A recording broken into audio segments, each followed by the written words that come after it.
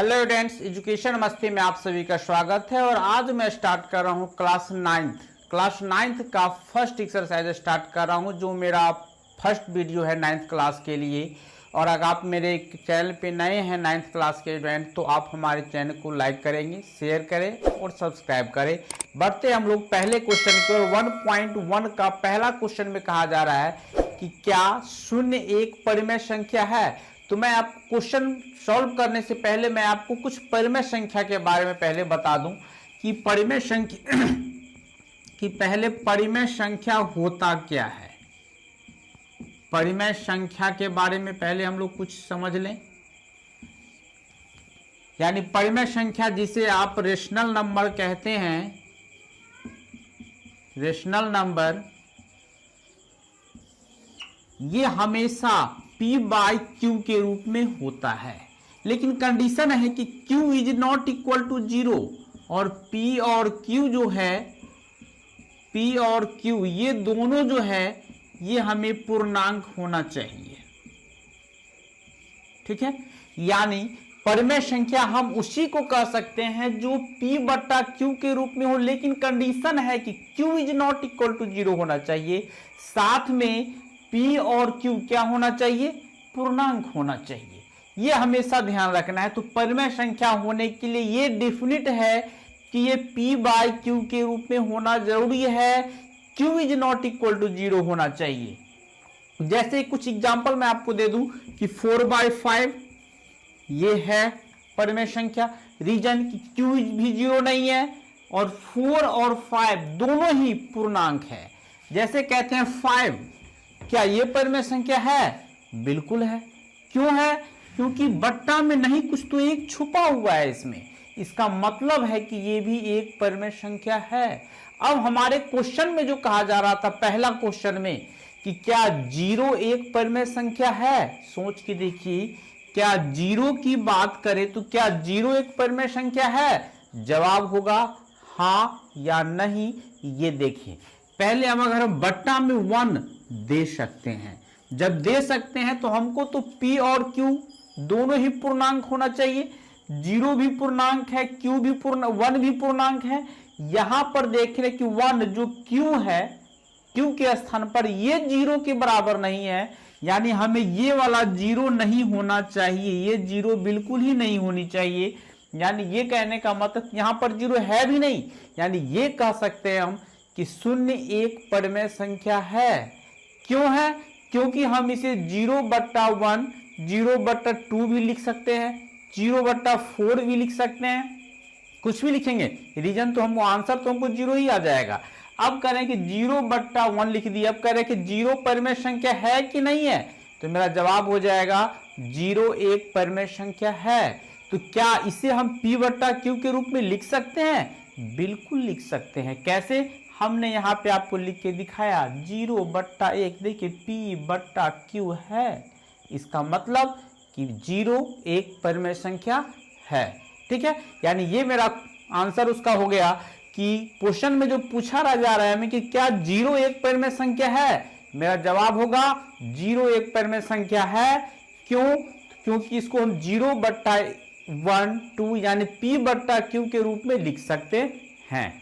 Next question में कहा जा रहा है कि 3 और 4 के बीच 6 परिमेय संख्याएं ज्ञात करें। 6 ही क्यों, ज्यादा भी हो सकता है, 10, 20, 50, 25। चूंकि हमेशा ध्यान रखना है कि दो परिमेय संख्याओं के बीच में अनगिनत परिमेय संख्याएं होती है, इतनी होती है कि हम उसका काउंटिंग नहीं कर सकते। यानी जितने भी दो परिमेय संख्याएं होती है उसके बीच अगर हम परिमेय संख्याएं निकालें तो हमें उसके बीच की परिमेय संख्या कितना मिलेगा? अनगिनत। उस अनगिनत में से हमें क्वेश्चन में कह रहा है कि मात्र 5 पीस निकाल के बताइए। यानी हमको जो निकालना है वो 3/3, हमको जो निकालना है 3 और 4 के बीच, इसके बीच 5 परिमेय संख्या निकाल देना है। हम आपको एक सिंपल तरीका बता रहे हैं, फिर इसमें भी आपको अगर प्रॉब्लम हो तो मैं नेक्स्ट मेथड भी बता रहा हूं, उस पर थोड़ा ध्यान देंगे। पहले सिंपल देख लीजिए, 3 और 4 है, तो ये देखना है कि हमें कितनी परिमेय संख्या निकालना है। हमें 6 या 5 परिमेय संख्या अगर निकालना है तो 5 परिमेय संख्या के लिए एक बढ़ा के उसी संख्या से हम गुना कर देंगे और भाग भी कर देंगे। जो हमने जो कहा कि 3 और 5 परिमेय संख्या का आ रहा है, तो एक बढ़ा दीजिए तो 6 हो गया। 6 हो गया तो आप इसको 6 से गुना भी कर दीजिए और 6 से भाग भी दे दीजिए, 18/6 आ गया। उम्मीद है कि कोई प्रॉब्लम नहीं होना चाहिए इसमें। फिर 4 की बात करें तो फिर 4 में भी वही काम करना है, 6 से गुना भी कर देना है, 6 से डिवाइड भी कर देना है। 6/6 ये हो गया 24/6। अब आपको देखना है मेरा काम क्या है, मेन मकसद वो समझ लीजिए। मेरा मेन काम है इसमें, मेरा जो मकसद है कि ये दोनों का हर को बराबर कर देना। अगर ये बराबर हो गया हम आसानी से उसके बीच की संख्या निकाल लेंगे। यहां पर देख रहे हैं 18 और 24 के बीच अब हम आसानी से निकाल लेंगे। हमको 5 परिमेय संख्या की जरूरत थी, हम लिख देते हैं 5 परिमेय संख्या। अब देखिए 6 और 6 नीचे दोनों का हर सेम है, तो हम 18 और 24 के बीच में 5 ही होगा ही, ज्यादा हो ही नहीं सकता इसमें। यानी 19/6, 20/6, 21/6, 22/6 और 23/6, 2 2 4 और 1 5 परिमेय संख्या हमने निकाल दिया। अब कह रहा है कि अगर आपको इससे ज्यादा की जरूरत हो तो आप ज्यादा से मल्टीप्लाई कर दें, कोई जरूरत नहीं है अभी भी। अगर मान लेते हैं कि हमको कहा रहा था 5 परिमेय संख्या निकालने के लिए, तो ये जरूरत नहीं है कि हम 5 ही यहां पर 6 से ही गुना करें। हम 10 से भी गुना कर सकते हैं, 20 से भी गुना कर सकते हैं, 25 से भी गुना कर सकते हैं, किसी से भी गुना कर देंगे, उसमें से कोई 5 पीस उठा लेंगे। कोई जरूरत नहीं है कि ये सीरियल ही होनी चाहिए, बीच में से कहीं कहीं से भी उठा सकते हैं। फिर अगर सेकेंड मेथड मैं आपको दिखा रहा हूं,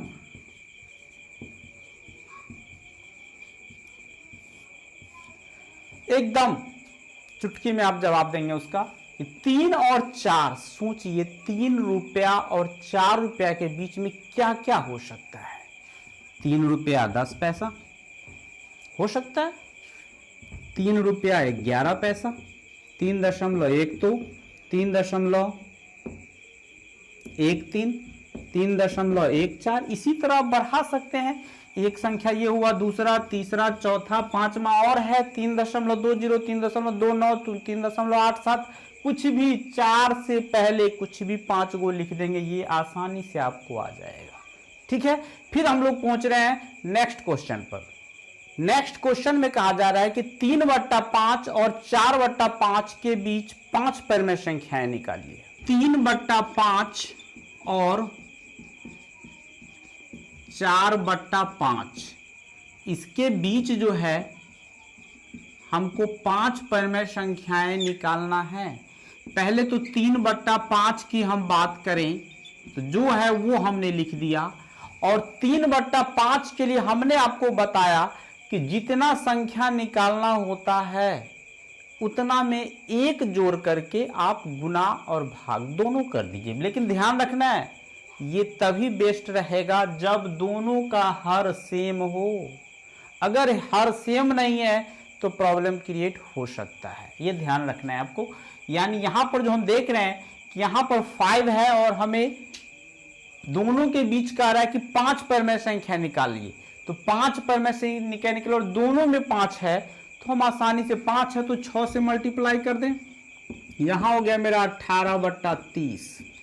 फिर आप 4/5 है, फिर 4/5 हुआ गुना, फिर 6 से ही कर देना है, ये हो गया 24/30। अब क्या करना है, दोनों के बीच फिर आप 5 परिमेय संख्या छांट के लिख सकते हैं। यानी 5 परिमेय संख्या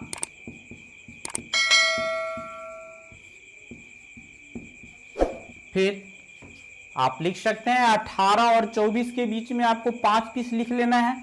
19/30, 20/30, 21/30, 22/30 और फिर 23/30, यानी 5 पीस हमने निकाल दिया। अब ये तो 5 पीस निकाल दिया, इसका भी सेकंड मेथड देख लीजिए। सेकंड मेथड में क्या करते हैं उसका देख लीजिए। हो सकता है हम कितना से गुना करें, कितना से भाग करें, इस कंफ्यूजन में ना आप अटक जाएं। इससे बचने के लिए क्या करते हो, देखिए 3/5 है, आपको क्या करना है, इसमें सबसे पहले 3 में 5 से डिवाइड कर देना है, एकदम सिंपल भाग कर देना है। 0 पॉइंट देंगे तो यहाँ 0, 5 6 30, ये कैंसिल हो गया। फिर 4/5 के लिए आपको क्या करना है, 4 में 5 से डिवाइड कर देना है, क्या हो जाएगा 0 दशमलव, यहाँ 0 आ जाएगा, 5 8 40, कैंसिल हो गया। यानी यहां पर आया हमको 0.6 और 0.8।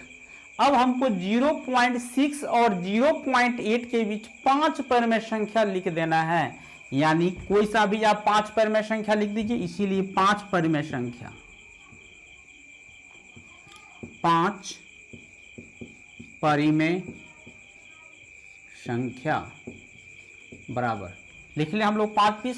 0.6 और 0.8 है, हम लिख लेते हैं 0.61, 0.62, 0.63, 0.64, 0.65, 0.66 और जरूरत हो आप 66, 67, 68, जो इच्छा हो 5-6 पीस 10 पीस लिख सकते हैं आप, कोई प्रॉब्लम नहीं। इसमें तो हम 5-6 ही लिखे हैं, आप तो इसमें बहुत सारा लिख सकते हैं। चलिए फिर हम लोग पहुंच रहे हैं नेक्स्ट क्वेश्चन पर। नेक्स्ट क्वेश्चन में कुछ ऑब्जेक्टिव टाइप का कुछ क्वेश्चन दिया है, उसमें कह रहा है हमें कि सत्य और असत्य को पहचानिए। उसमें से पहला क्वेश्चन में हमको कह रहा है, पहला क्वेश्चन है कि क्या प्रत्येक प्राकृतिक संख्या एक पूर्ण संख्या होती है। बिल्कुल सही जवाब है, क्योंकि प्राकृतिक संख्या जो होती है, ये प्राकृतिक संख्या जो होती है, प्राकृतिक संख्या में 1 2 3 से लेके इन्फिनिटी तक होता है, अनंत तक होता है। और पूर्ण संख्या की बात करें तो पूर्ण संख्या में आप अच्छी तरह जानते हैं कि ये प्राकृतिक संख्या के परिवार में ही अगर एक गेस्ट आ जाए, उसका नाम हो 0। मान लेते हैं कि प्राकृतिक संख्या का परिवार है 1 2 3 4 और इसके परिवार में पहले 0 आ जाए, आ गया, अब ये हो गया पूर्ण संख्या। अब आप खुद देख सकते हैं कि क्या सभी प्राकृतिक संख्याएं क्या पूर्ण संख्या में नहीं है? है, बिल्कुल सही बात है। लेकिन अगर सभी पूर्ण संख्या की बात करें कि क्या सभी पूर्ण संख्याएं प्राकृतिक संख्या होती है, तब जवाब होगा नहीं। क्यों नहीं होगा? क्योंकि पूर्ण संख्या में एक हीरो है, वो है 0, जो प्राकृतिक संख्या में नहीं है। यानी पूर्ण संख्या में है एक हीरो जिसका नाम है 0, जो प्राकृतिक संख्या में नहीं है। इसीलिए हम कह सकते हैं कि सभी प्राकृतिक संख्याएं पूर्ण संख्या होती है, हो सकती है, लेकिन सभी पूर्ण संख्याएं प्राकृतिक संख्याएं नहीं हो सकती है।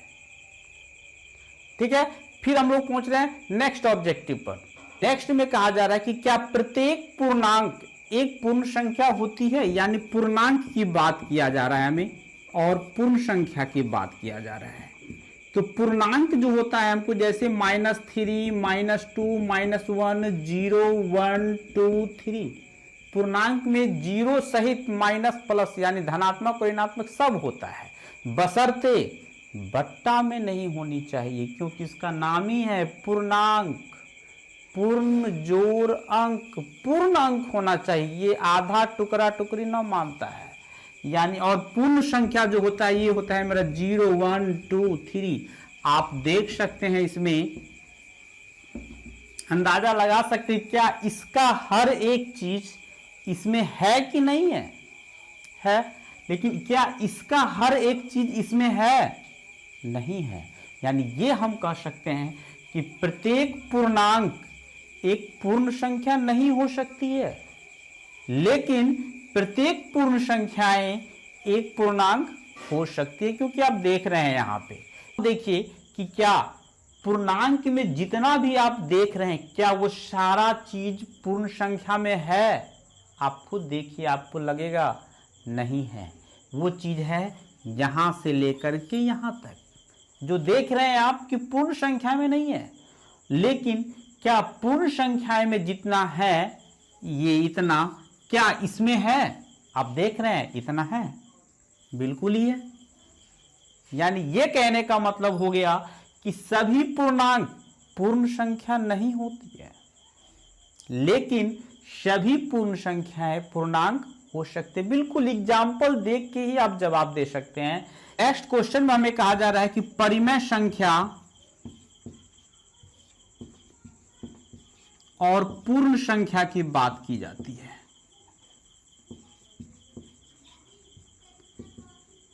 परिमेय संख्या से आप परिचित हैं। परिमेय संख्या हमने इससे पहले भी थोड़ा डिस्कस किया है कि ये P बट्टा Q के रूप में होता है, लेकिन Q is not equal to 0 होना चाहिए।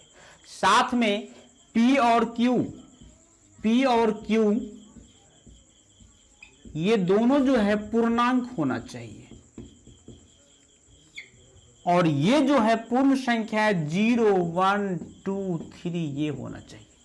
आप खुद अंदाजा लगा सकते हैं कि जब ये पूर्णांक भी है, P और Q दोनों पूर्णांक है, इसका ये परिमेय संख्या जो है मेरा ये निगेटिव भी हो सकता है, पॉजिटिव भी हो सकता है, लेकिन ये पूर्ण संख्या तो मेरा निगेटिव नहीं होगा। उसके अलावे हम देख रहे हैं कि ये परिमेय संख्या जो होगा मेरा, ये परिमेय संख्या जो हो जाएगा मेरा, ये P बट्टा Q के रूप में होता है। ये पूर्ण संख्या एकदम होल नंबर बट्टा दशमलव से इसको कोई भाष नहीं है, ये पूर्ण संख्या को। तो परिमेय संख्या जैसे एक मान लेते ये 1/4 भी आ गया, तो ये 1/4 परिमेय संख्या है, लेकिन पूर्णांक नहीं है, पूर्ण संख्या नहीं है। लेकिन ये सारा चीज में अगर हम बट्टा 1 कर दे तो हम कह सकते हैं कि ये परिमेय संख्या हो गया। यानी ये कहने का मतलब है कि सभी परिमेय संख्याएं पूर्ण संख्या नहीं होती है। यानी प्रत्येक परिमेय संख्या एक पूर्ण संख्या नहीं होती है, लेकिन प्रत्येक पूर्ण संख्या एक परिमेय संख्या होती है। और आप हमें ये बताएंगे कि क्या सभी पूर्णांक एक परिमेय संख्या होती है?